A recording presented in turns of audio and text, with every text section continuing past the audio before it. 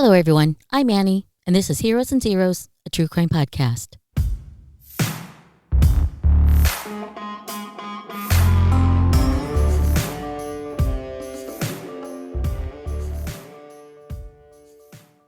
Today's episode literally has all the things.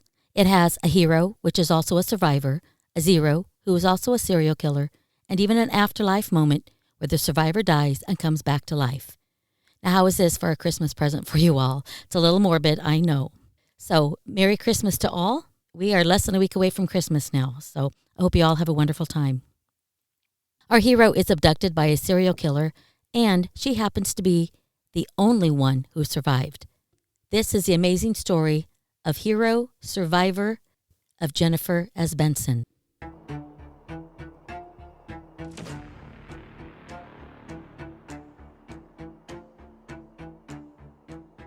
If you don't know her story, Jennifer is the one and only survivor of one of America's most notorious serial killers.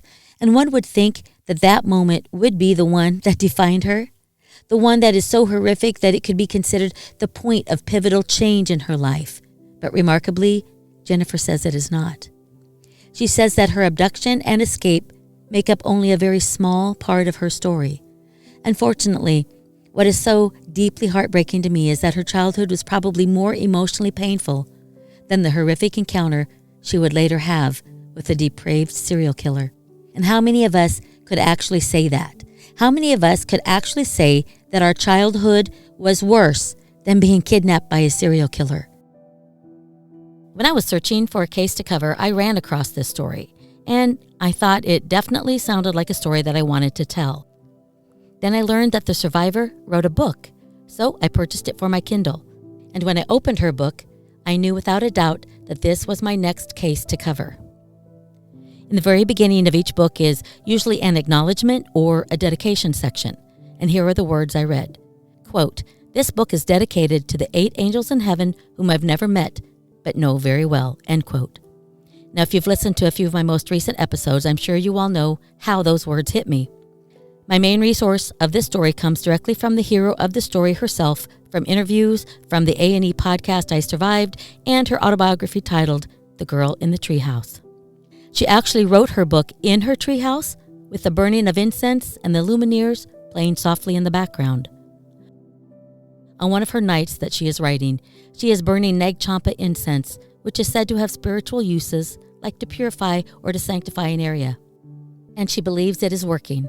But our story really should end in her beloved treehouse, and where we need to start is in 1973, because that was the year Jennifer S. Benson was born. On April 3rd, in 1973, in Indio, California, 3 other babies were born, named Jennifer, and she had always wondered if she was switched at birth. I mean, crazy things like that have happened. Jennifer saw a picture of herself at 3 weeks old and says that she looked happy. And she also has a newspaper clipping of when her mom took her to the public swimming pool for swimming lessons. And her mother was thin for just having given birth to her, and she looked reasonably happy. Apparently, though, the newspaper got Jennifer's name wrong, but Jennifer could still tell that it was her. When Jennifer arrived home from the hospital, her older sister Gina was awaiting her arrival, and she was only 1.5 years older than Jennifer. And at that time, they lived in La Quinta, California, and had a grassy backyard. Jennifer says that she thinks her parents were kind to her and her sister Gina then, but she doesn't really remember any of it. She was too young. But to help prove that that was the case, she has seen videos taking her down memory lane. They are of her father giving her and her sister motorcycle rides around the backyard. In the same video footage is Gina chasing around a scraggly dog, laughing the whole time. They had, in Jennifer's words, a marvelous swing set. She has also seen a picture of herself smiling in a pretty dress, holding a ginormous candy cane in her hand. The earliest memories Jennifer has of Gina is her being her big sister's own personal plaything. She had short chestnut hair with large brown eyes, and she seemed huge compared to Jennifer. She laughingly says that if she could compare her to something, it would be a burly, robust sumo wrestler, and she wonders if Gina had possibly been taking Jennifer's portion of her food. But Jennifer describes herself as having a slight frame, especially in comparison with Gina, so Gina seemed bigger.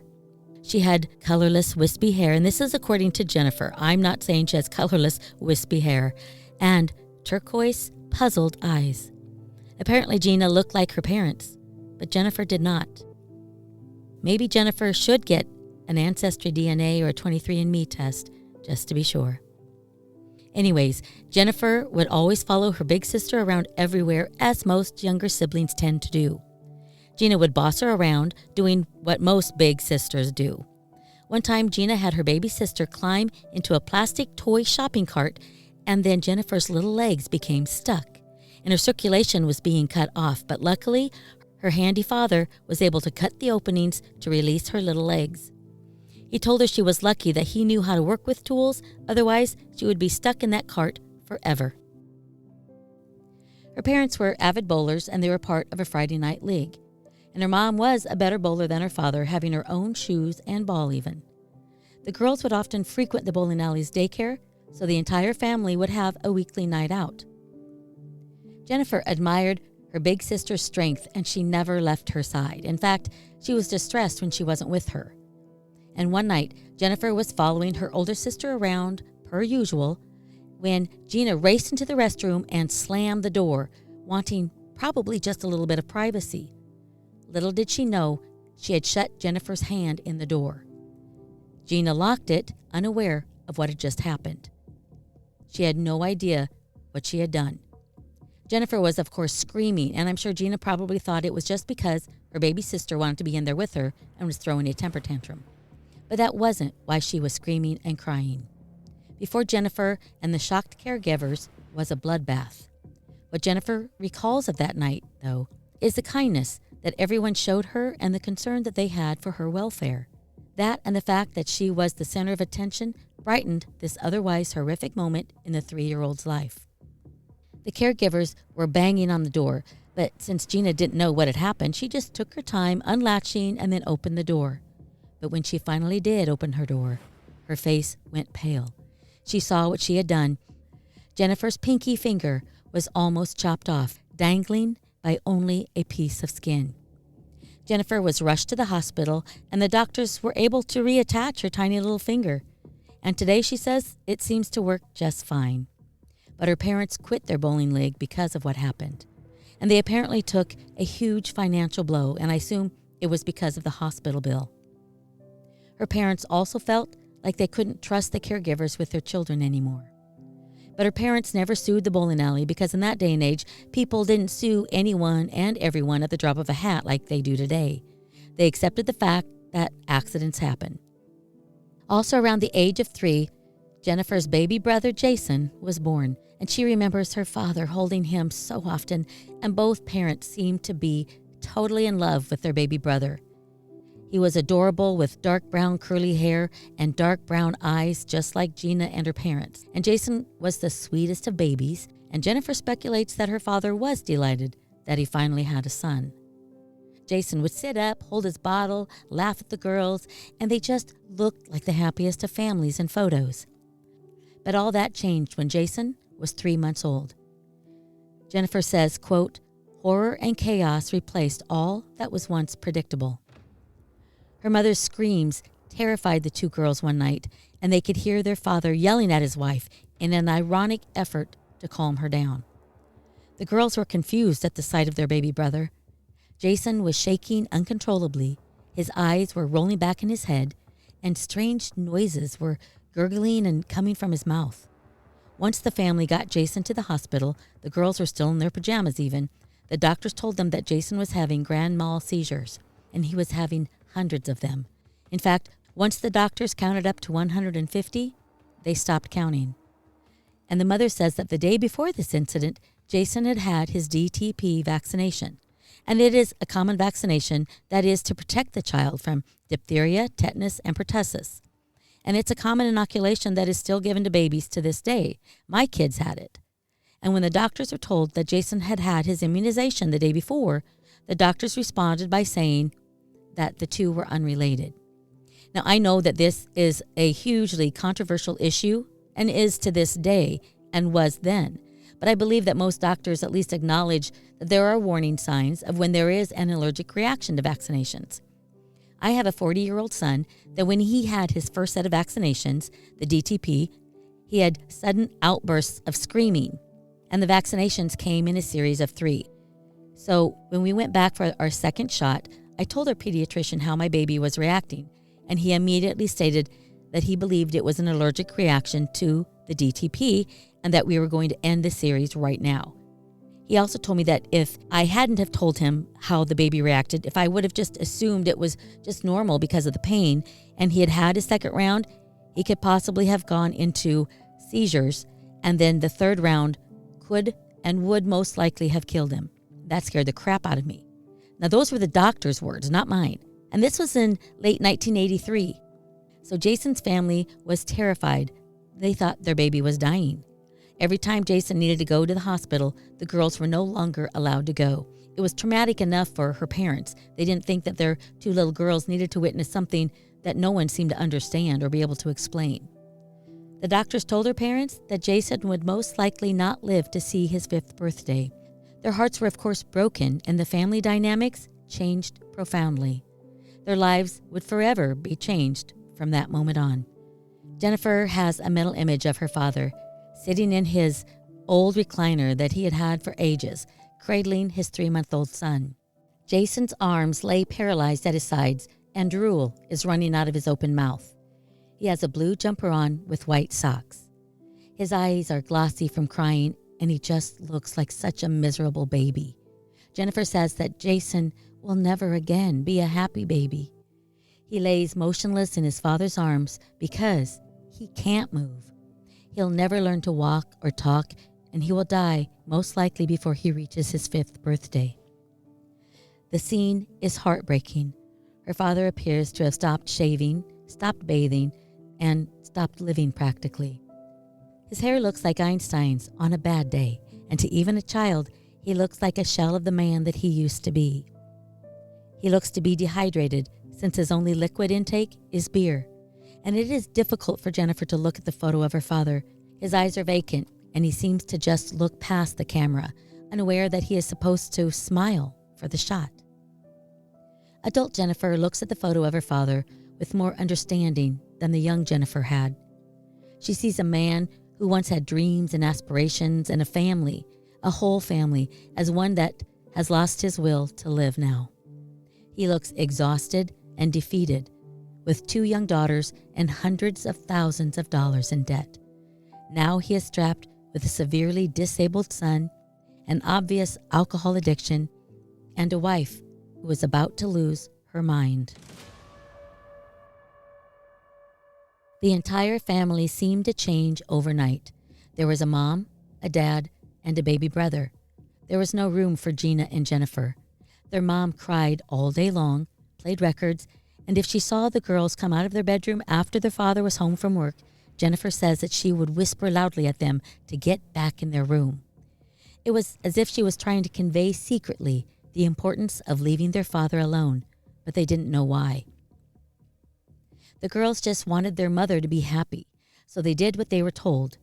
Their father was an alcoholic who would go to work, come home, drink his beer, and go to bed. Each day was a repeat of the day before. They were stuck in this scene for years. Their severely disabled baby brother required so much care that healthy children were nothing but a nuisance. Of course, of no fault of his own, Jason seemed to suck all the life and the joy out of his parents, so that there was nothing left for his sisters. There was no laughter and no room for healthy children. The girls just needed to take care of themselves, which was much easier for the 4.5-year-old, almost 5-year-old Gina, but very difficult for 3-year-old Jennifer. Gina would go about her days acting as if everything was just wonderful. Jennifer was a very curious child, therefore she was very curious about this new way of life, and if she asked Gina too many questions, Gina would get mad. Jennifer was now the needy, whiny little sister that she wanted nothing to do with. Gina was no longer interested in playing with little Jennifer. In my observation, my own, it seems as if Gina wanted to live wearing only her rose-colored glasses, ignoring the harsh reality of their life. And Jennifer's questions would burst that make-believe bubble that Gina preferred to live in. Whenever Jason needed to go to the Loma Linda hospital that was a few hours away from La Quinta, The girls would be dropped off at a babysitter's home. Sometimes they would be there for days. And Jennifer liked going there because there were other children and there were toys to play with. Jennifer would often just observe the kids playing, wishing she were them, wishing that they were her family. But then their parents would pick them up and the dream would end. The girls would dress themselves, they learned to feed themselves, and were told by their mother that children were to be seen and not heard. Not having any idea what that meant, Jennifer felt like she was alone and that she was nothing but a sad burden to everybody, that was wanted by no one and an inconvenience to all. What a sad life for this poor child. Jennifer today can look back at her childhood and say that her mom's neglect was accidental. She compared it to when a parent accidentally leaves their child in a hot car. It wasn't intentional. Their mind was just not in the right place. And her mom literally lost her mind and instantly went insane the night Jason had his 150-plus seizures. Extreme clinical depression was most likely the cause, though that was never a diagnosis. There was never a diagnosis, at least not at that time. All Jennifer knows is that her mom instantly became a different person. After JJ's seizures, her mother no longer took care of herself. She had severe mood swings, she wouldn't shower or brush her hair, and would wear the same clothes day after day. She would sacrifice her own needs to take care of little JJ's. And Jennifer claims that her mother developed a martyr's complex. Her mother blamed God for her brother's disabilities and that he cursed her and he wanted her to suffer. And Jennifer can tell that her mother most likely suffered from multiple areas of mental illness. Otherwise, she wouldn't be able to make sense of her childhood. The mental illnesses were real. The adult Jennifer sees the face of 3-year-old Jennifer, and it breaks her heart, as it does mine, and it probably does yours too. And when I first heard of Jennifer's story, I was so pissed off at her mother. But then after reading her book, I too have more understanding and empathy for her. Mental illness is debilitating, it is cruel, and those in close proximity also suffer. Now, before jumping into her story, I want to describe Jennifer S. Benson to you. She is tall, lean, and beautiful. She has soft, light brown hair that falls below her shoulders, and she looks like a savvy, successful New Yorker who's just always had it easy. She's just that pretty to me. And in my imagination, I could see her as a happy, smiling child who would have been treated like a fairy princess and was daddy's little girl, and whose parents were just so kind and adored her and maybe would even give her a pony on her 5th birthday. And I wish I could tell you that this was what her childhood looked like, but I cannot.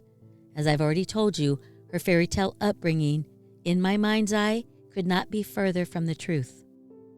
We just basically lived on the mountain like we were camping. We rarely bathed. We ate canned foods. We eventually got a double-wide trailer with no electricity. We lived in that while my dad built the house.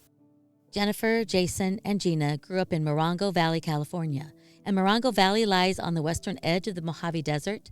It's a small mountain town in the desert between Palm Springs and Joshua Tree. As a child, Jennifer says that she was shy and considered herself naive. But aren't most children naive? Her family included an alcoholic father, her abusive mother, a handicapped brother whom she was responsible to take care of, and then her older sister, Gina. My dad was an alcoholic, a non-violent alcoholic. He was the type that could drink alcohol all day long, still drive home, still do anything, and you would never even know that he had been drinking. And he didn't want to come home because my mom was very depressed and my brother was handicapped. I think that my mom never liked me. My mom was very abusive. If I could change my family life, I wouldn't, or who my parents were, because my mom, she told me things that weren't true, like I would never be anything in life. You know, she would always say that God cursed her, and that's why she has such terrible children and a handicapped son. I thought God blessed her with my brother because he's amazing.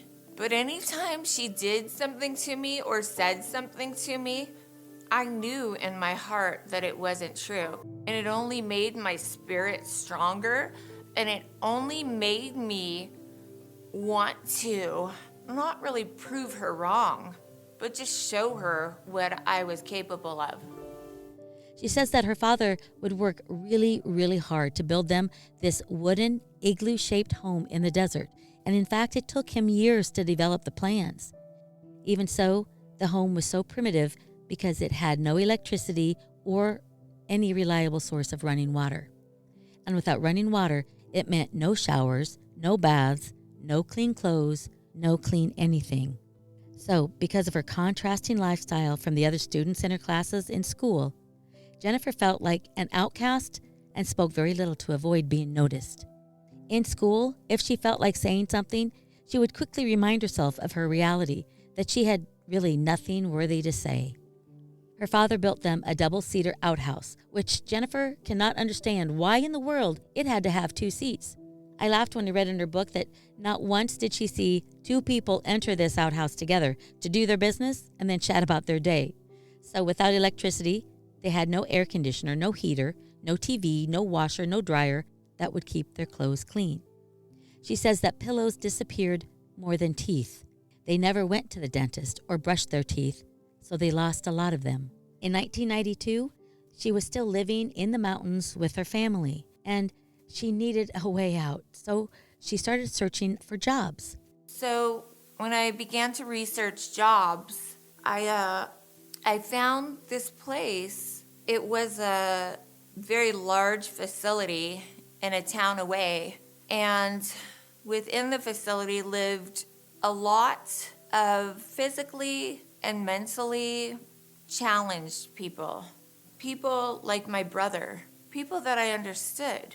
And I applied for a job with them and told them of my experience with my brother and how he needs 24/7 care and how I knew how to care for him, how to watch him, how to give him medication. I knew how to do all of that stuff. She loved her job, and her experience with her brother made her a perfect fit. I had worked there for about a year, and I had never called in sick. I was a really good employee. I just loved that job and those girls, and I would do anything for them, of course. I had been there for over a year, and I was told that I was going to get a paid vacation. And I just thought, oh my gosh, this is amazing. This is my way out of my parents' house. This paid vacation gave her the time to apartment hunt, but her parents were not going to make it easy on her. My parents said, well, that's fine, but you know you can't use our car anymore if you do that. And I just didn't care. I didn't think about that. We moved in together. A couple girls lived there on and off in this just little tiny apartment. It was like $200 a month. And then when my 2-week vacation was almost up, that's when it really hit me that I didn't have a ride to work, that I was really going to have to find out how to get there on my own. Now, you got to remember, this was in 1992. There was no Lyft, there was no Uber, there were no cell phones. It was a time where you had to rely either on yourself or on another human being. Without a car, she relied mostly on the bus or friends to give her rides to and from work. Jennifer would often take the bus to work, but she didn't realize how long it would take for her to get to work often when you include the stops. So she was late 3 nights in a row, and on the 4th night, she was in a panic. Her boss wasn't very sympathetic or very happy with the fact that his wonderful employee was late so often. Jennifer could not afford to be late to work again, but she found a friend that could give her a ride. But when her friend tried to start the car, it wouldn't start. So she rushed to the bus station, hoping to catch her bus. So when I saw the bus go by and I found out that it was the bus that I was supposed to be getting on, I just felt a sense of despair.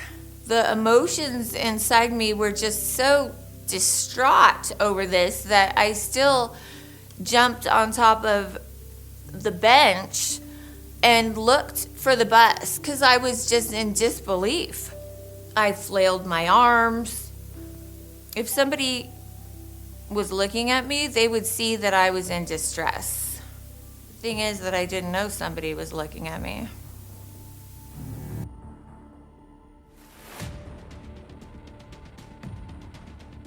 I started just having 1,000 thoughts go through my head. What am I gonna do? How am I gonna get to work? I probably just lost my job. I'm such an idiot. I was on the verge of tears, but couldn't cry. And then I heard a really kind voice. And the voice just said, "Hey, do you need a ride?" Before I even looked, I thought just real quick, no. So I just turned and I said, "No, thank you." And right after I said that, I thought to myself, why did you say that? You do need a ride. Of course, I knew you shouldn't take a ride with a stranger. So as I went to look at him, he wasn't even focused on me anymore. He was going to pull out and leave. And that's when I, in a split second, thought if he were some sort of bad person, he wouldn't just leave like that. He would try harder. And it wasn't only a ride he was offering, it was a solution.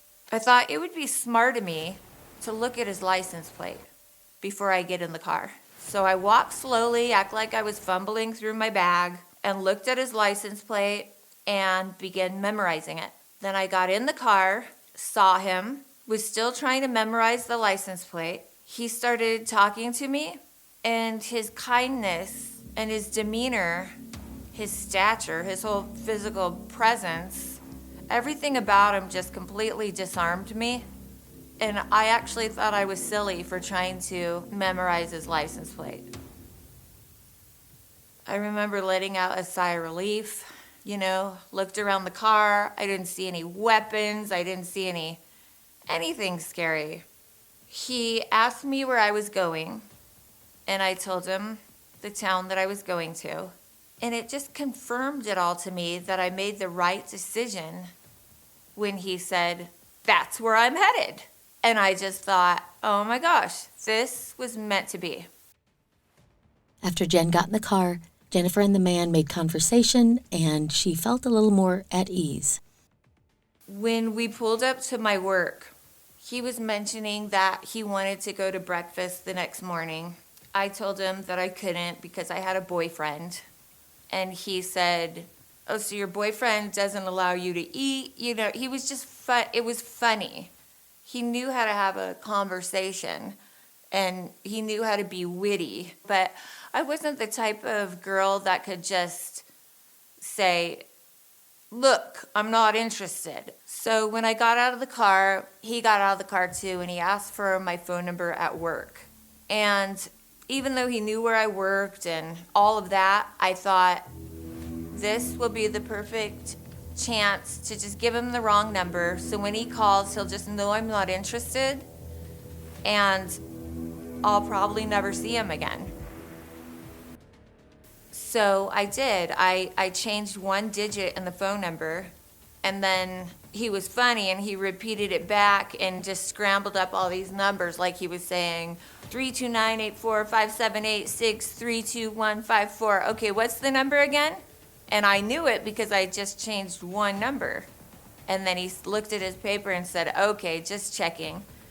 And then he got in his car, and before he left, he said, "See you in the morning." And my heart just dropped because I thought, I don't want to deal with that. I just want to go home. I'm not interested in him. When Jennifer got off work the next morning, it was 6. So, wanting to avoid the man, she walked in the opposite direction from where she thought he would be coming from. I heard a car coming. I wasn't sure that it was him until I heard it right alongside of me, slowing down. And I just thought to myself, oh gosh, I gotta deal with him now. I turned and looked. He rolled the window down. He was bright and cheery, like he loved mornings. And he just said, "Good morning, beautiful. How was your night?" He just said, "Come on, let's go to breakfast."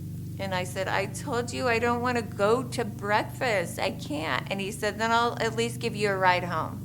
Those were the only two things on my mind. Okay, I'll have a ride home. I don't want to go to breakfast. He'll give me a ride home. Okay. So I got in the car.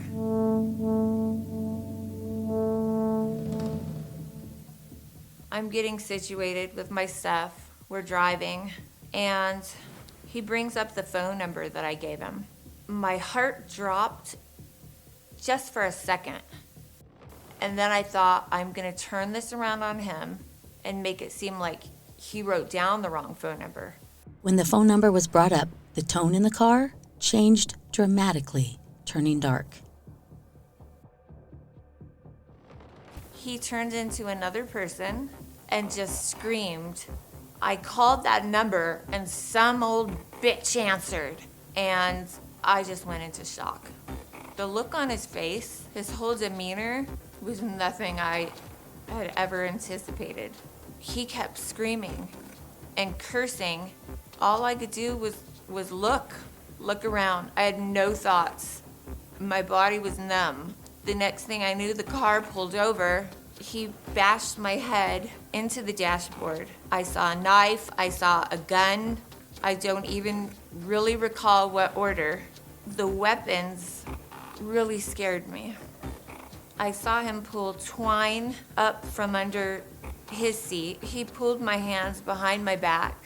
As all this was happening to me, it was so bizarre because it was like fear just took me over, and all I could do was witness what was going on with my own two eyes. All I could do was witness it. I couldn't think of what I could do to get out of the situation. I just became completely docile, completely controllable. He had twined my wrists together behind my back. All I really remember feeling at that point is that this is the point where I have completely lost my innocence, because I just saw another human being turn into a complete monster. And I really never knew that was possible.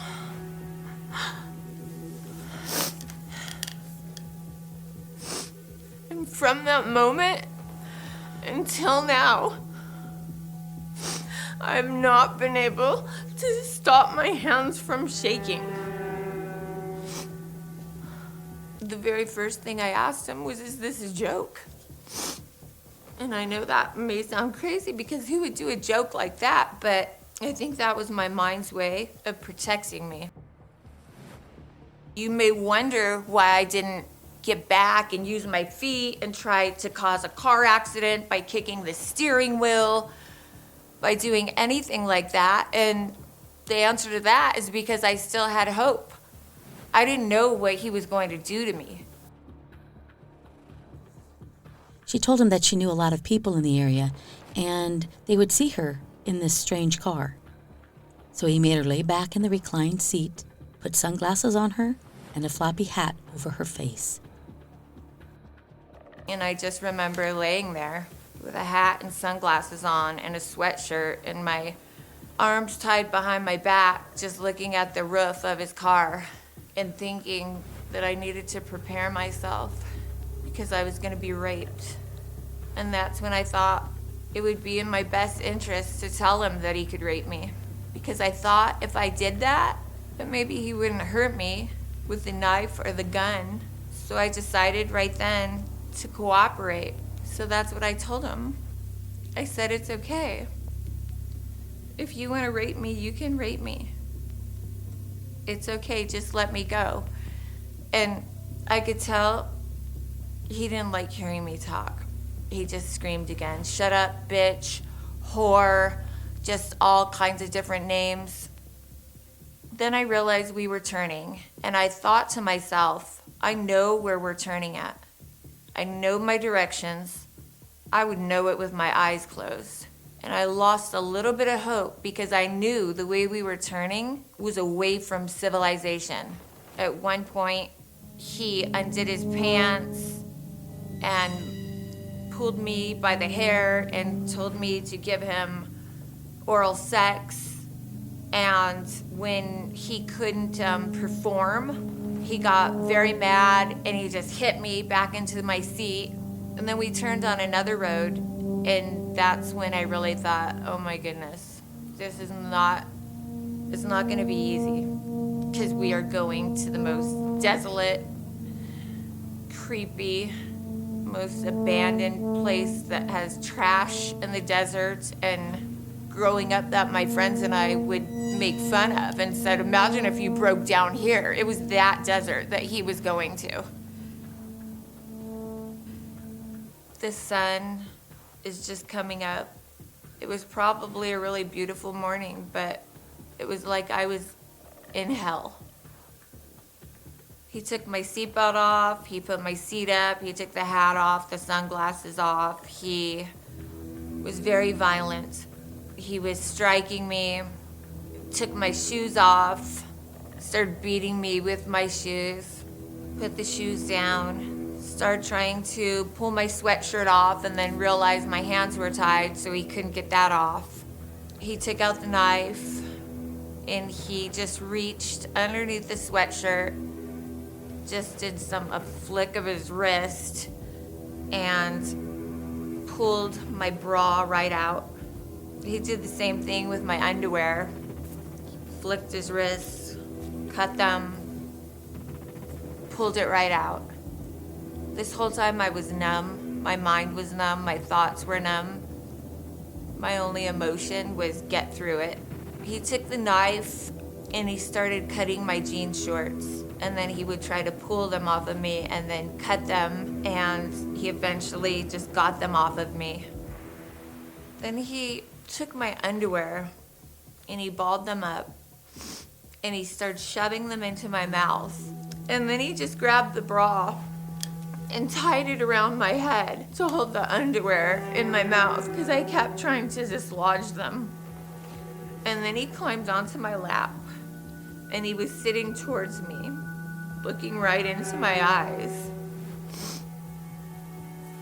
And when I looked at him, I just thought, he's the devil. You could see nothing in his eyes. It looked just like black holes. I couldn't understand it. To be honest, part of me didn't ever want to leave that desert, because I knew I would never be the same. Just so far by what I had seen and experienced so far. He just sat there staring at me, and then he started strangling me. When he was strangling me, he started telling me to tell him that I loved him. And then he let off his hands off my neck. And I didn't say it right away, because honestly, I wanted it to sound real. And I grew up in a family that was very unemotional. We never said that to each other. He couldn't wait. He started being forceful, strangling me again, yelling at me, telling me you love me.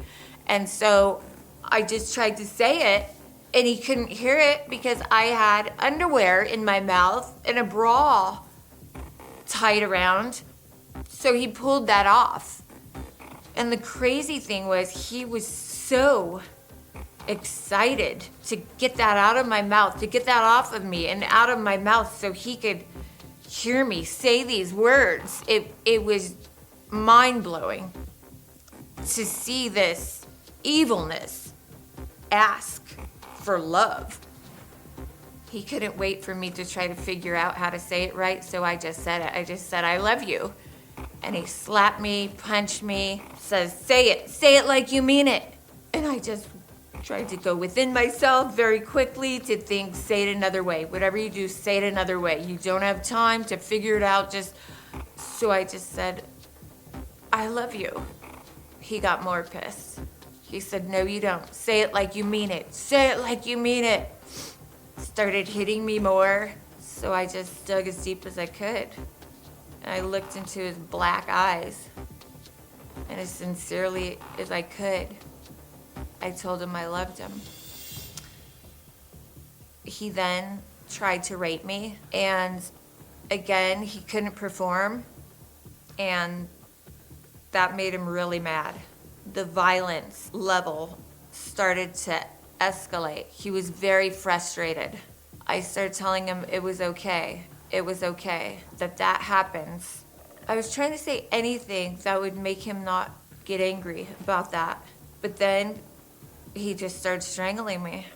I remember trying to breathe in and out, and it was there was nothing, and it was the most helpless feeling I'd ever had in my life. And I knew I was gonna die. And so I made one attempt with all of my heart and soul to try to just shoot love out to everybody that I knew, even if I didn't like them. Anybody I had ever known in my life, I just thought with all my mind and heart and soul, please know that I love you and that I am okay. And then suddenly, there was just nothing. There was nothing. It was just black. I don't know what happened. I don't know how long I passed out for. But after I passed out, I felt like I had just been born. And all I could see was white. And I could hear something that sounded like really beautiful singing, but it wasn't singing. The next thing I knew, I was out of the car, above the car, and I was looking down at the car, at him. I saw myself. I saw him strangling me, but all I felt was love. I knew that was me, but I had absolutely no empathetic connection with any of the situation. No hate for him, no sadness for myself. I knew that was how I died, but that was just a fact. It had no emotions attached to it. Wherever I was no longer shaking. I had no questions to anything. I'd never felt so alive and at peace in my whole life. That's the best I had ever felt. Ever. In my whole life.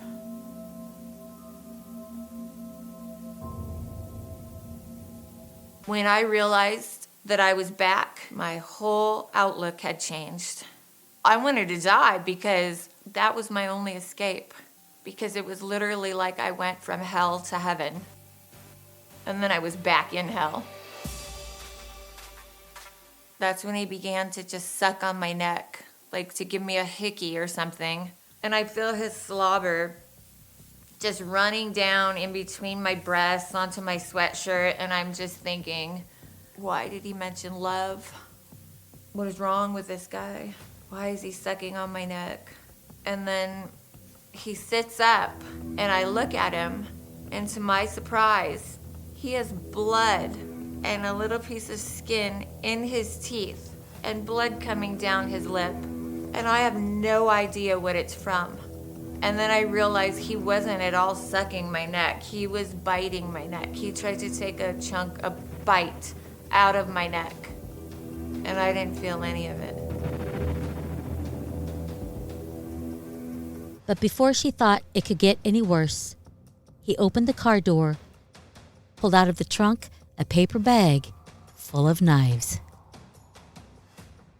He then dragged her out of the car, and this is when she realized just what kind of a desolate area that they were in.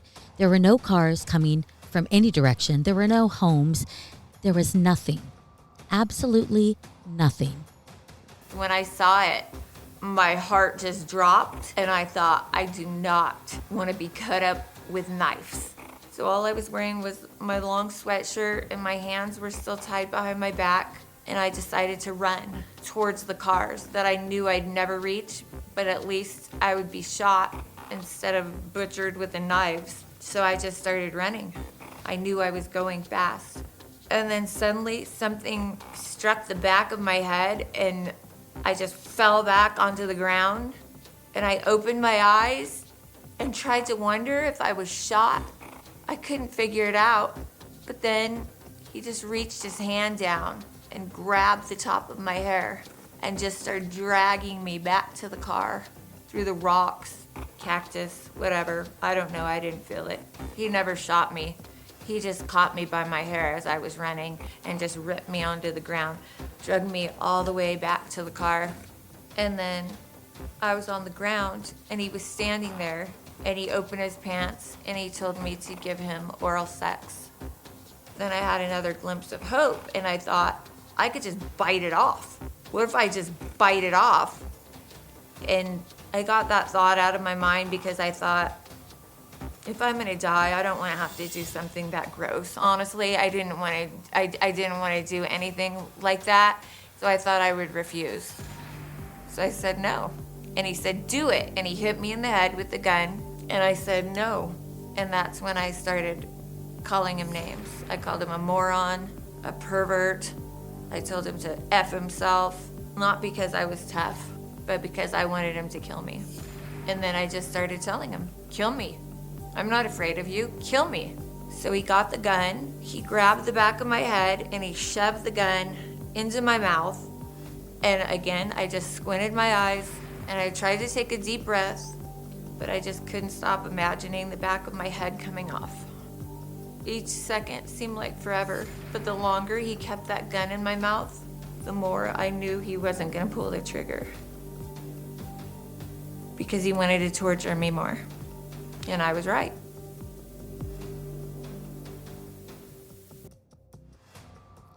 Jennifer, I beg to differ with you.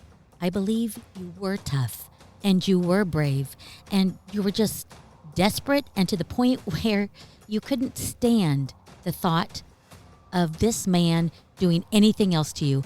Maybe you did want to die, but it doesn't matter. I think we can all learn from you. And I've actually had that thought before too, that if some way, somehow, I would be abducted and forced to do oral anything, that I would bite it off. But I also cannot stand the thought of anything gross in my mouth. I used to watch Survivor and thought when it got to the point where someone would have to eat like a can of earthworms or whatever, I thought, okay, I'm done. There's no way in freaking hell that I would do that. I don't care if I got $10 billion, trillion. I knew that I couldn't do it. So anyway, I think you're tough. Though Jennifer was fighting as hard as she could, he still managed to get her into the trunk. I'm laying in there on my back with my hands still tied behind my back. I listened to what he was doing. I could hear him walking, getting in the car. I heard all the little noises, the beeping when he got in, that the key was in the ignition. And then he started driving. And then my mind just opened up. And I was trying to think what I've ever learned about a trunk. What I've ever learned about being in a situation like this. And then I thought of my grandma. That my grandma told me, Jenny, if you ever need help and you're in a bad situation, pray to God. And I just thought that's all I can do. And I just started praying out loud and said, God, if there is a God, if you are there, help me now. I am bound in this car. I didn't know how much information I had to give him, but I just asked to go to the front of the prayer list, to go straight there, because I was literally with the devil. I prayed, God, please take me. Please just let me die right now, or just let me free. I got like hysterical energy. I could just feel it building up. I knew something was gonna happen, and I could just hear the twine bursting. After the twine around Jennifer's wrists broke, she now thought she has a new problem. How is she supposed to fight a man that has multiple weapons? How is she supposed to fight a man that has a gun and a bag of knives when all she has are her hands? So I started panicking again, and I said, God, just please kill me. Just please kill me. And I took the twine, and I wound it up, and I put it around my neck and held it as tight as I could, and I tried to strangle myself with it. And I just couldn't do it with the twine, because he had strangled me so much that the twine did nothing. So I threw the twine, and then I just laid there staring at the back of the trunk. And I believed God was going to help me, and then everything just lit up. When I was a kid, I taught myself that I could see in the dark. and I could see that there was a latch inside there. And then I put my hand in, and I felt the lever, and I put my other hand on the top of the trunk. It was like I'd done this a million times. I was holding the trunk so it wouldn't fly open when I undid it. And then I realized I had another problem. How am I gonna get out? Am I just gonna jump? But because I was in the dark, all my other senses were really good. My hearing was really good, and I could tell we were on a busy road, so I knew that we were. And I thought, no, I'm not gonna jump. I'm gonna let him see that the trunk is open, so he'll pull over, and then he'll come back. And if we get into a fight, other people will see. That's the way that I've got to do it. The smart 19-year-old had a plan. She let go of the trunk, and just as she had hoped, her attacker pulled over. Then he came around to the back of the trunk and tried to shove the gun in, and I pulled it down on his hand. He pulled the gun out. I managed to shut the trunk. Then he bounced on it and lifted on it to make sure that it was shut. I think he might have thought he didn't shut it accurately. I don't know if he saw my hands were untied. Then he got back in the car, and I just laid there listening, and he pushed on the gas. I could hear the back tires spinning, and I realized he got stuck in the sand. And then he would stop, and he'd pay attention to his surroundings to see if anybody saw anything. And I knew this because when he was paying attention to the surroundings, he was also yelling at me. And I could hear his voice turning and turning back the other way. But when he was pushing on the gas, he was focusing on getting out of there. So I started to time it. And I started to think, okay, he's focusing on me right now. Now he's about to focus on pushing on the gas and getting out. He's focusing on me. And then right after he focused on me, when I knew his head was turning and he was getting ready to put his attention into getting out of the soft sand, I flipped the trunk and I jumped out and I tried to run, but I actually flipped over the trunk and twisted my arm because my hand was still stuck inside the back of the trunk where I'd put my hand to undo the latch. So I'm standing there like this, trying to wiggle my hand out, and his door flies open, and I just think to myself, just run. Who cares if you leave your hand behind? Just run. So that's exactly what she did. She went running for her life onto the highway, and surprisingly, there was a car coming. So I just started clawing at it and grabbing, and saw the window was down and grabbed the side mirror and was running as fast as the car was going. And they were scared. It was an old couple, and the woman was hitting her husband who was driving, saying, "Go, go!"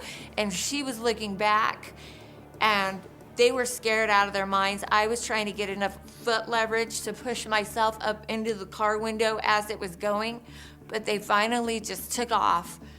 And my first thought was, nobody's gonna help me. Nobody's gonna help me because I'm half naked and bloody. My second thought was, I just made a lot of leeway. I just got really far because I ran the speed of that car. So he's not gonna catch me. And then I thought again, just look back, look back. And I turned to look, and he was running down the middle of the road with a machete over his head, like in a horror movie. And that's when I realized why that older couple went faster and left me. It's because that's what they saw. So I just thought to myself, the next car I see, I'm just gonna run straight at it and let it either run me over or they can help me. So I saw a truck coming, and I just had my arms up and I just ran towards it. And when it got closer, I just shut my eyes thinking it might hit me, but I would rather die like this than him get me. But then I heard the brakes and I realized the truck stopped. The two men in the truck opened the door and let Jennifer in. But as she is trying to convey to them exactly what was going on and what had happened to her, her attacker had jumped in his car and had driven away. But I started screaming to them saying he had a knife, he had guns. I was in the trunk and I saw them silently communicating between their eyes like, whoa, this is a big deal. So we tried to drive after him, but then I just kept saying more and more and more, like, he strangled me, I died, this and that. And again, they did that silent communication between their eyes, and I totally understood it, and they were telling each other that this is a job for the cops. This is not something they can handle because this guy is obviously a whack job. So we watched him get away. The men in the truck happened to be 2 Marines, and ironically, she would later learn that her attacker was an ex-Marine himself. Then they brought me up the hill, which just so happened to be the town that I grew up in, and they brought me to the local gas station there to call the cops. The craziest part is the whole time I was with this guy, or with these guys in the truck, was thinking that when the world found out about everything I went through and how I survived it, everybody was gonna come running to me with open arms and love me and take such good care of me. After all she has been through, the world would disappoint Jennifer, though. At the gas station, she was met by the police, the EMS, and her family. And my mom came over, and everybody was standing around. And I said, Mom, I was kidnapped. I was kidnapped, and he was gonna kill me. And she didn't hold my hand. And she just said, well, that's what you get for hitchhiking. And she walked away.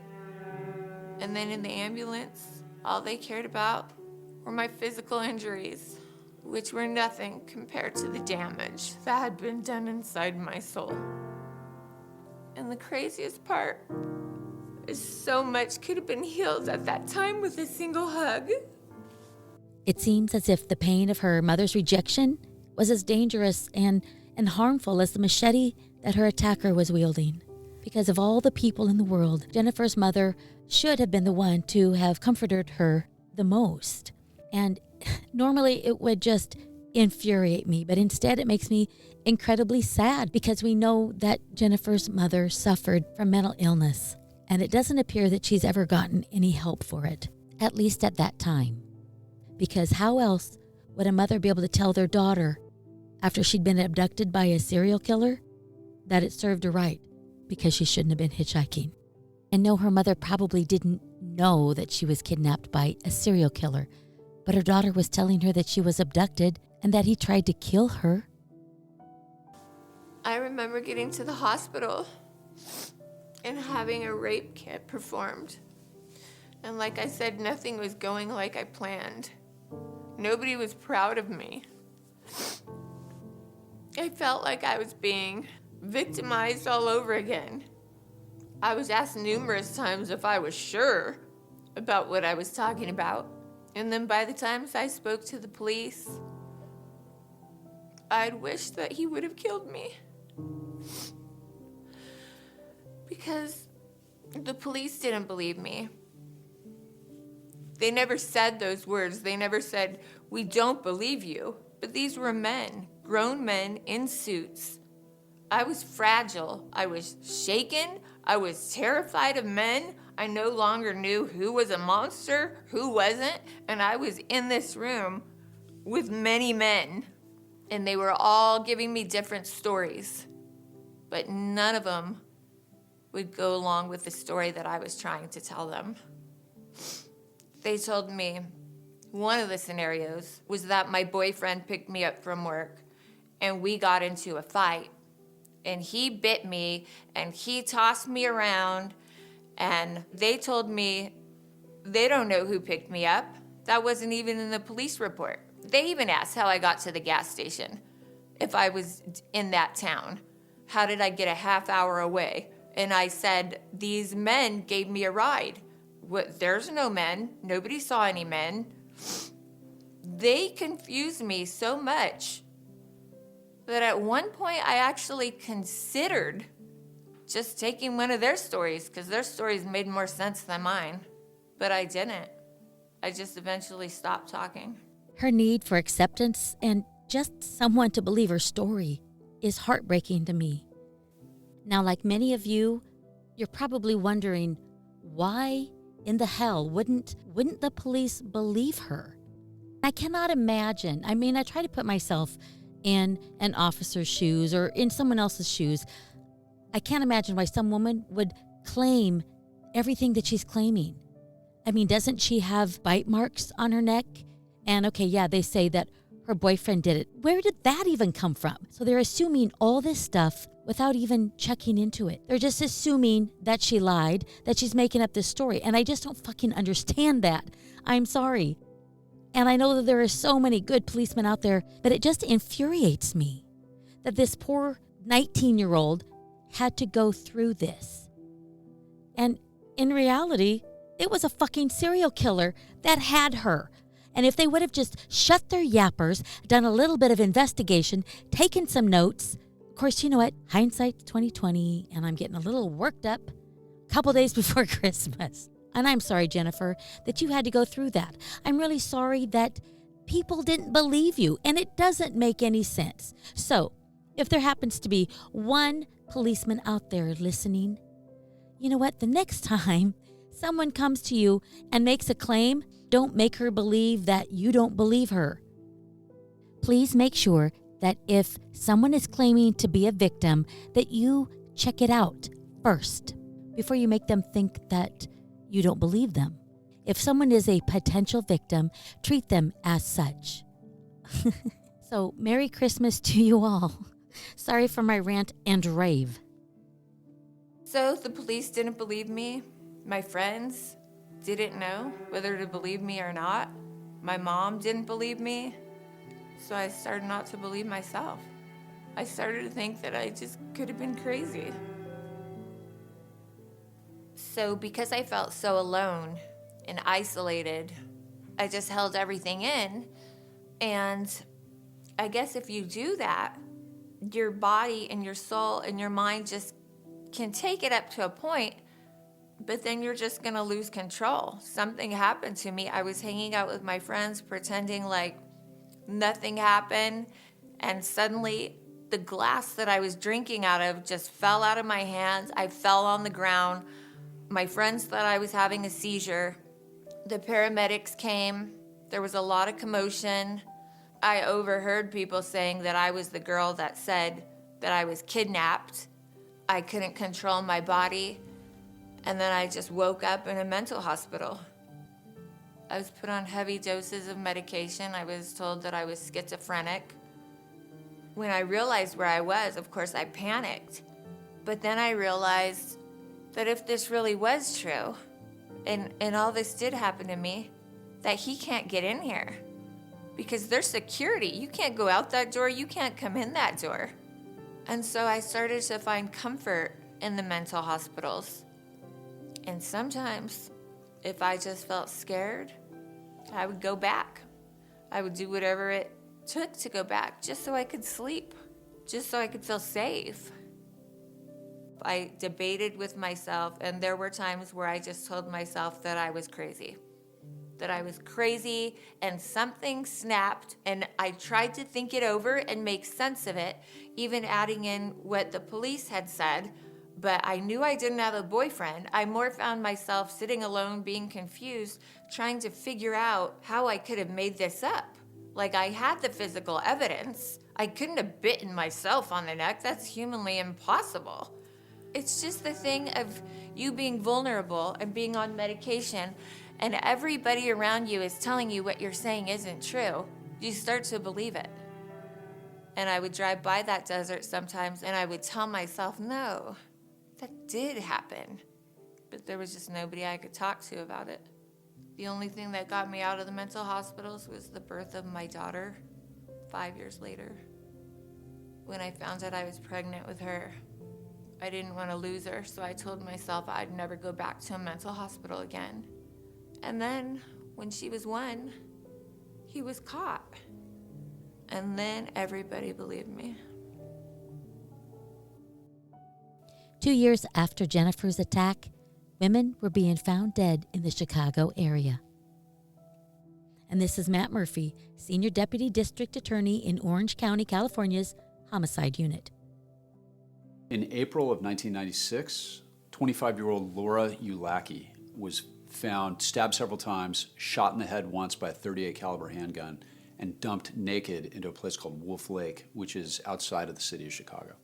As investigators looked into who Laura Ulacki was, they learned that she was from Hammond, Indiana, which is about 30 minutes south of Chicago. So 3 months after the murder of Laura Ulacki, Cassandra Quorum was found floating in a river. She'd also been stabbed multiple times and shot with a .38 caliber handgun. And as police looked into that, it would turn out that Cassandra Quorum was also from Hammond, Indiana, just like Laura Ulacki. In August of 1996, Lynn Huber was also discovered in Wolf Lake. She'd been stabbed dozens of times and shot multiple times with a .38 caliber handgun, also found floating naked in the water. The 3 bodies found were sex workers in the Chicago area. The similarities led Chicago police to believe that they had a serial killer on their hands, but they didn't know who the owner of the gun was. There were no leads until a sex worker came forward and gave them the information they needed on a silver platter. Basically, she pulled the police officer aside. Now, she knew about all these other women that had been murdered, and she knew that at least 2 of them were recovered in Wolf Lake. And she pulls the cop aside and says, "Hey, just so you know, he said he wanted to put handcuffs on me, and he said he wanted to take me to Wolf Lake." And that obviously set off huge alarm bells for her, and that wound up being very significant later on because Wolf Lake, that was the break that the police needed in this case. Robin Brandley, Julie McGee, Marianne Wells, Tammy Irwin, Denise Manny, Laura Ulacki, Cassandra Quorum, and Lynn Huber. These are the names of the victims that were killed by this man. Andrew Urdialis. Andrew Urdialis. Andrew Urdialis. And now you know our serial killer and our zero is Andrew Urdialis. Over a span of 10 years, from 1986 to 1996, he brutally murdered 8 women, and he would have had 9 if Jennifer S. Benson wouldn't have been the brave warrior that she's been labeled. John Booth is a homicide detective in the Palm Springs Police Department.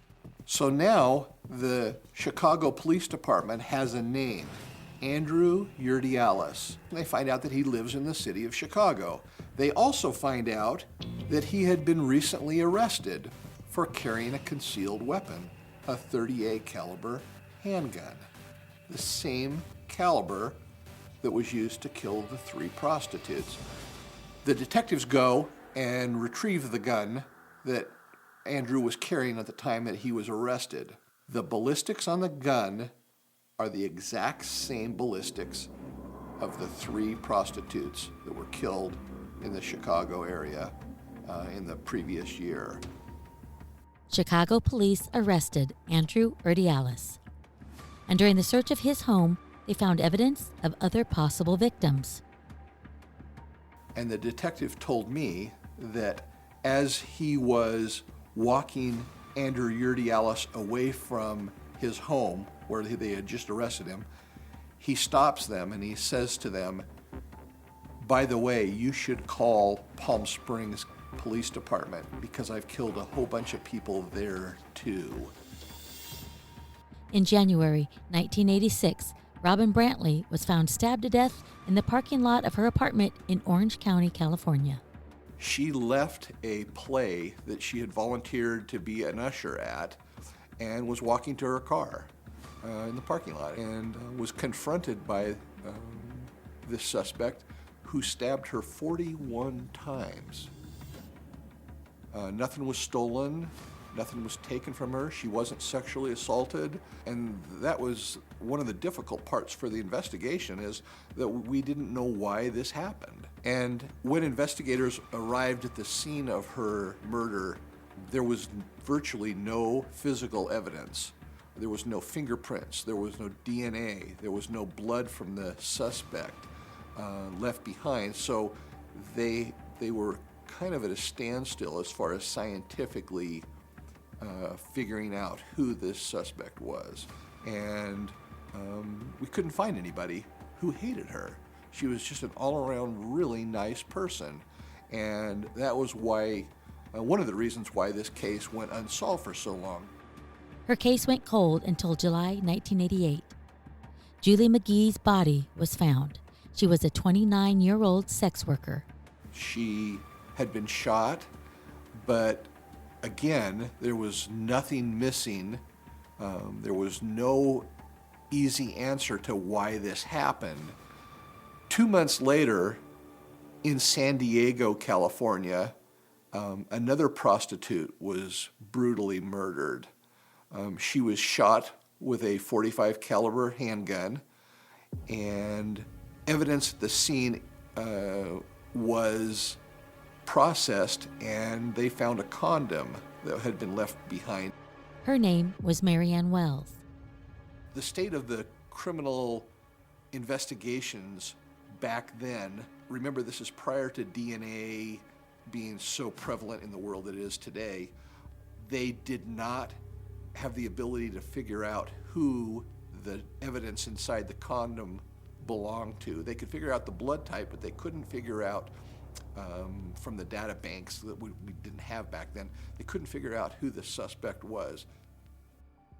In April of 1989, a man walking through the desert in Palm Springs found the body of 18-year-old Tammy Irwin. When I arrived at the scene of Tammy Irwin's murder, you can see that she had been shot multiple times. In the head, in the torso, in the arm. She had fallen face first into the desert dirt and was lying there with blood coming out of several places in her body. You could immediately tell she was a young girl in her late teens, early 20s, and it was sad because it almost looked like she had been discarded, like trash that was thrown out. And that was the sad part for somebody that was as young as her, to have her life taken away at such a young age and then simply just discarded in the desert.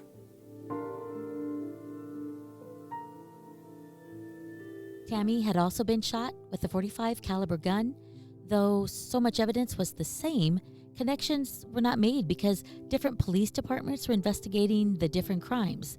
So it wasn't as easy to make all the connections back then as it is now. In 1995, another sex worker named Denise Maney was found dead with her hands bound behind her back. She too had been shot and stabbed. The part that is the most relevant in the Denise Maney case is the amount of injuries that she sustained. She had her throat slit. She was stabbed so many times. And then she was also shot with a gun in her mouth and shot her, and blowing the back of her head off. Evil is the only answer that you could come from that. Any one of those wounds would have killed her. The ballistics didn't match any other homicides in Palm Springs area, and the case went cold. By 1995, 5 women had been murdered in addition to Jennifer's attack, with no suspect. All that changed in April of 1997. I received a phone call at my desk at the police station from the Chicago detectives. They had just arrested Andrew Urdialis as they were discussing the murders that he had taken in Chicago. He told them about some murders that he had committed in the Southern California area, including Palm Springs. So the detective contacted me that afternoon and told me all about it, and I immediately recognized Denise Maney as who he's talking about. Tammy Irwin is exactly who he's talking about. And I was on a plane about an hour later flying to Chicago to interview him. Andrew Urdiales was a decorated Marine Corps veteran who worked as a security guard while living in Chicago. In the hour-and-a-half interview with Detective Booth, Urdiales unapologetically told the detective his story. He said that he would leave his Marine Corps base at Camp Pendleton in Oceanside, California, solicit the service of a sex worker, murder her, and then return to the base. When I sat down with him to interview him, he knew all that. He knew the color of the shoes, the material that the shoes were. These are not Air Jordans. These are cotton shoes that she had on. The color of her underwear was this. The beads, the jewelry beads around her neck were this. I would hear him say that, and I would thumb back through the book and see the photograph of the murdered Denise Maney with these same beads that he talked about on her neck. So he knew everything about the murders, down to the color of the clothing, the jewelry that they're wearing, and the tattoos that they had on their body. It was very surprising that he spoke so freely. He was incriminating himself to the point that I knew with the 3 murders that he had admitted to in Chicago, and now the 3 murders and the sexual assault that he's committed in California, that this was going to be a life in prison or a death penalty case.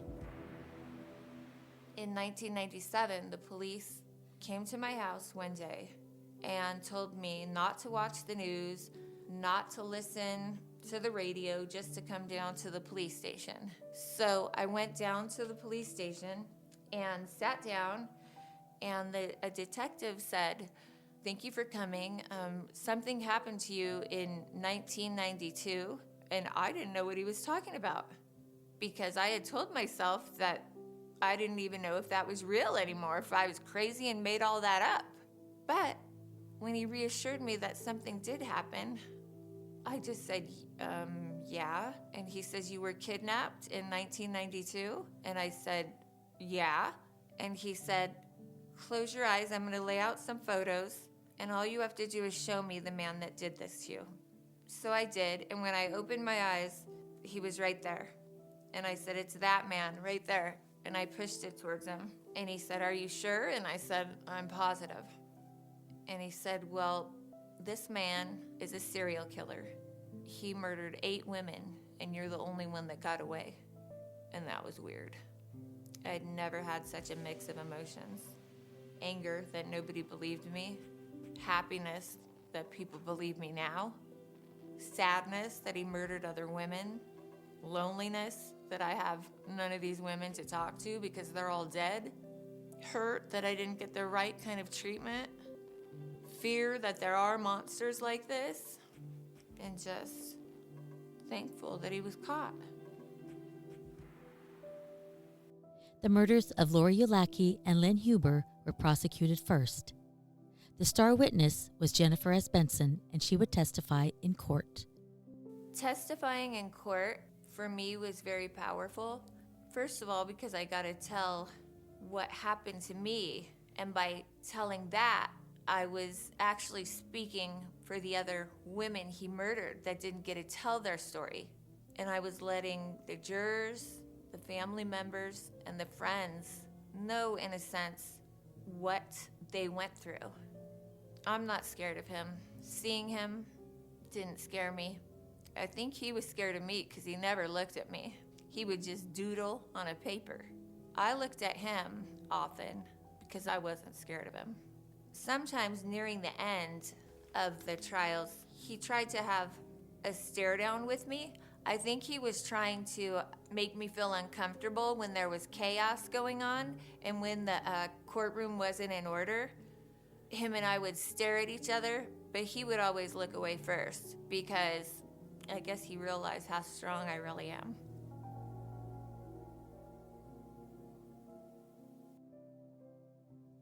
Senior Deputy DA Matt Murphy. Number one, I'm a huge Jennifer S. Benson fan because she's heroic.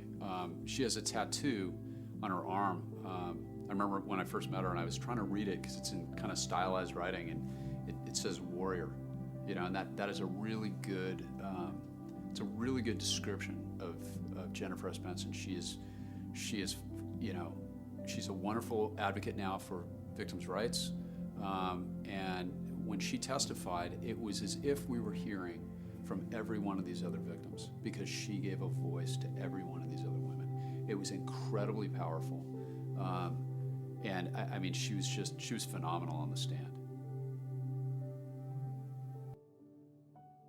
Prosecuting the different cases in Illinois and California took, get this, 16 years. It took many years going to court, testifying. I was the only witness, so I went to every trial, everywhere. I would still have nightmares of him trying to murder me, and I'd wake up screaming. I met the other family members, and I tried to let them know what their daughters went through.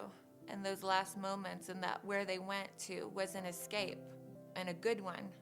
I wanted him to get the death penalty. In 2002, Urdiales was convicted and given the death penalty. But in 2003, Governor George Ryan commuted the sentences of all death row inmates at that time. In 2004, Urdiales was sentenced to death for the murder of Lynn Huber, but that sentence was commuted in 2011 when capital punishment was banned in Illinois. Urdiales was also facing murder charges in Southern California for the murders of Robin Brantley, Marianne Wells, Julie McGee, Tammy Irwin, and Denise Maney. He was again sentenced and convicted to death in October of 2018. But 1 month after sentencing, Urdiales killed himself in prison. When I found out he killed himself, I had a lot of different emotions. I have PTSD, and my PTSD tells me one story. And that story was, oh, somebody's covering for him and he's really coming to get you. So I usually know that story's not right. The other thing I thought was maybe somebody else killed him in there. At first it was just very confusing. But then I didn't like that some of the family members were upset because they didn't want him to get off that easy. So I understood that too. But then I thought, we wanted the death penalty and he's not here anymore. So I thought about it for a while because it is weird. You want somebody to get the sentence that you wanted them to get. So when they change it like that, I don't see it as them taking control. It's not that at all to me. He was just evil and he got rid of himself. That's how I look at it. That's also when my nightmares stopped. Ever since he did that. And I knew that he would never be able to get out and find me or attack me or do anything to me. My nightmares of him just stopped. And that makes me happy.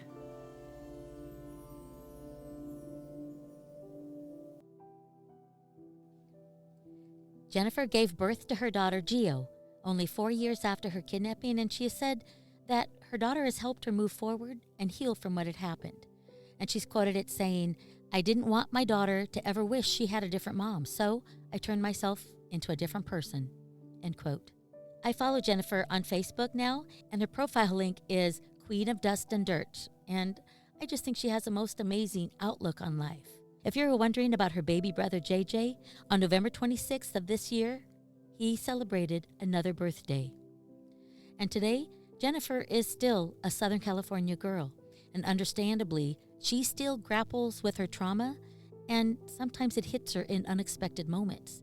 If she's in a large crowd around a bunch of people that she doesn't know, it fills her with a vague sense of dread, and it can send her into a panic, she says, causing her body to shake and making her feel like fingers are closing in around her throat. And another trigger that she has is if a stranger, especially a man, unexpectedly yells or begins speaking very loudly, she innately just wants to run and hide. But she says, quote, "I see things differently than others do, and I feel very lucky to be alive," end quote. And I personally, Jennifer, am very, very happy that you are. And on the 24th anniversary of her kidnapping and escape in 2017, Jennifer returned to the scene where she was taken by Urdiales in Desert Hot Springs in California, and once there, she recorded herself speaking into the camera and recounting her ordeal, telling News.com, quote, "I wanted them to hear everything in my own words without interruption. I wanted them to feel like they were experiencing it with me. I'm not ashamed or embarrassed to be a human, so I do not edit myself. I thought people would appreciate the rawness of it," end quote. And in 2019, she self-published her memoir, Girl in the Treehouse. According to her Facebook page, she got married in June of 2021. In regards to the 3 trials she testified, as she told reporter Caroline Warnock for Heavy.com, quote, "I am not nervous or afraid. I am honored to speak on behalf of these 8 angels and finally give their loved ones some peace and rest," end quote. So those are the 8 angels she was talking about. I don't know why I never figured it out until the end. Maybe it's why I have never written a book. Maybe I don't really want people to know exactly what goes on in my head. But I'm so glad, Jennifer, that you did write your book, because it's inspiring and uplifting, and I highly recommend it to anyone who wants to be uplifted and inspired, and who wouldn't. So Jennifer is an author and an advocate, and she was diagnosed with PTSD, of course she was, OCD, ADHD, bipolar disorder, depression, and anxiety. And she happens to spend her free time journaling and helping other PTSD survivors. Jennifer also spends her time taking college courses, reading self-improvement books, and she loves to go on adventures with her support dog, Wesley. And I'll include some photos of this beautiful woman and her beautiful dog, Wesley, on her Facebook page and on Instagram.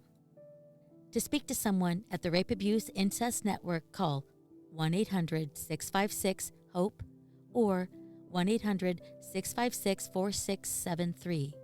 And you can also live chat with someone at rain.org. That is RAINN.org. To speak to someone at the National Suicide Prevention Lifeline, you can now dial 988. Or you can live chat with someone at 988lifeline.org. This episode's resources are credited to CBS, the Oprah Winfrey Network, and A&E's I Survived podcast. This episode's resources are credited to CBS, the Oprah Winfrey Network, and A&E's I Survived podcast with Caitlin Van Mall. This podcast is hosted, produced, written, and edited by me, and only me, Annie Weaver. Music for this episode is by David Wagner at Co.Ag Music, Green Red Productions, and Mattia Turzo. For those that celebrate it, I hope you all have a very Merry Christmas and an amazing New Year. And if you like what you hear, you can support the show by just giving us a rating and a review. So just go to Apple Podcasts. Take care, everyone. Be safe, be kind, and believe. Bye-bye. Thanks for listening, everyone. Please subscribe and share. We'll talk to you later. Bye-bye. Adios, amigos.